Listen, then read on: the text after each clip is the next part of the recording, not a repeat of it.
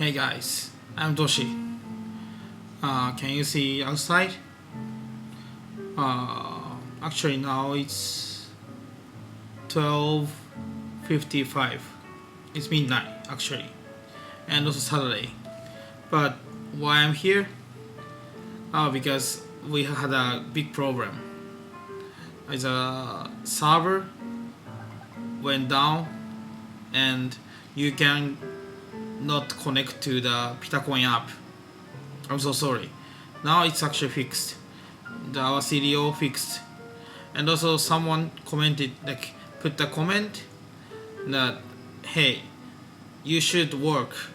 Don't film the YouTube. Just fix the server. Yeah, that's true. I'm so sorry. That's why I'm here. And also now it's fixed. So actually we are developing the app every day so fast. So sometimes we had bugs and errors, and you guys feel bad because you cannot connect it. You cannot connect. But I wanna say one thing. We will keep like developing the app. So sometimes it happened, but keep calm.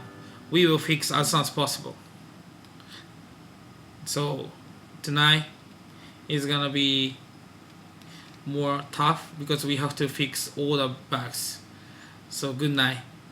See you.